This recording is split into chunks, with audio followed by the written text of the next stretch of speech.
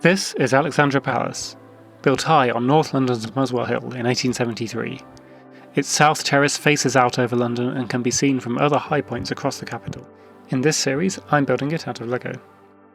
In the first episode I worked on the transmitter mast, and now we're going all the way to the other end of the building, to the West Tower. It's one of the more straightforward sections of the model, but still has several interesting architectural features. I'm also going to talk about my approach to the overall build. I wanted the model to be wall-mounted, but didn't want to make just a two-dimensional model like a mosaic. I wanted to be building primarily with bricks, so I gave myself a base to build on, but kept it just 6 studs deep. Although building mainly with bricks, we do still have some studs knot on top for some of the more intricate details, starting here with these openings that look a bit like arrow slits. I'm creating these using a few 1x1 pillars with snot bricks holding up tile pieces. Since this is a 3-dimensional model, I also need to build the end wall here so that it can be viewed from the side. This has a similar opening in it. And here you can see how those openings fit together. We have a pillar on each side with 2 snot bricks holding a 2x3 tile facing inwards, and another pillar on the inside offset by half a plate in height, with a single snot brick allowing us to place a 1x1 tile facing outwards in just the right place to fill in the gap beneath the larger tiles. To finish this off, we need the surrounding bricks in place. So it's time to start working through my big bag of over 400 1x2 masonry bricks. With those in place, we have the finished effect. It's a lot of supporting structure for such a small detail, and might seem like a lot of work, but I'm pleased with the final result, and because it shows up half a dozen times in the model, I'm glad I put the effort into designing it. Most of the rest of the ground floor here is just regular brick building.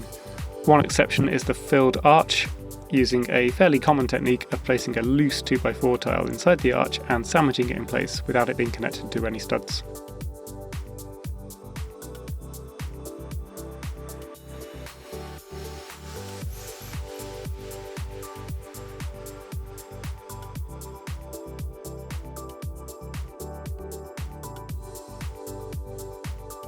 A couple more courses of bricks, then a keystone made using a couple of headlight bricks, a plate, a jumper plate and a small curve plate. And that's our ground floor completed. The middle floor starts with a balcony, using this fence piece which is surprisingly rare in tan, then lots of regular brick building, alternating the pattern each course to give it some more strength while keeping the weight down.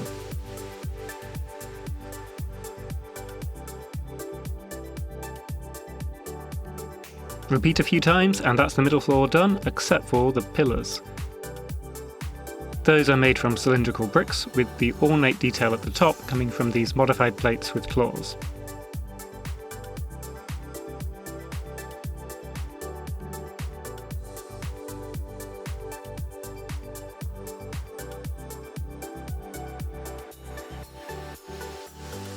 Another keystone using a couple of headlight bricks and a small curve similar to before, and that's our middle floor done. Before moving on to the top floor, I'm going to turn my attention to the back of the model and the hanger for mounting it on the wall.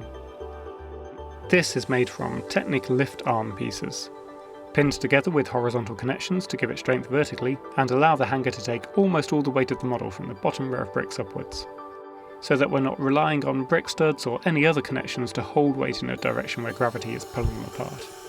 Attaching that at the top and bottom of the model with pins allows it to hold all of the layers of bricks together, and we can lift the whole thing up just by the hanger.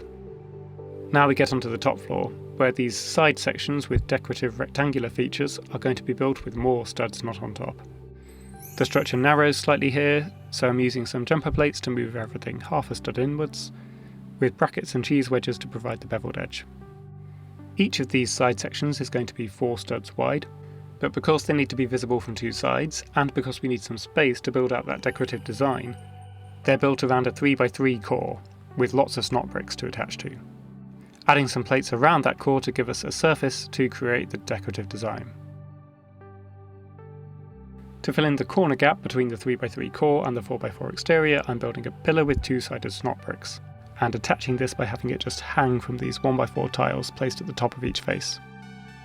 Then we can build out the rest of the design with tiles and jumpers. With one side section built, the second one is made in exactly the same way.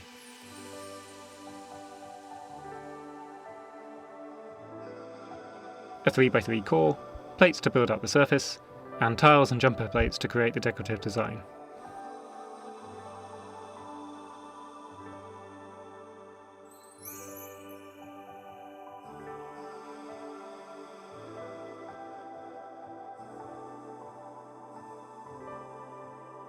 Now I can create the centre section of the top floor, which is much more standard brick building, with some columns at the front similar to the middle floor, using a few plates to provide some extra strength, and a few more snot bricks at the back to support some gap filler tiles which help when the model is viewed from different angles.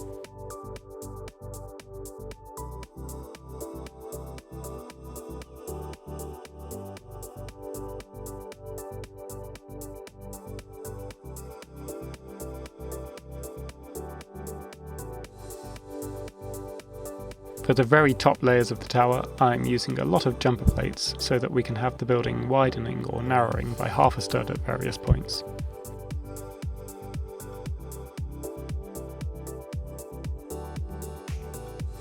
The decorative arch here is created using a mix of different curved pieces filled in with bricks and tiles.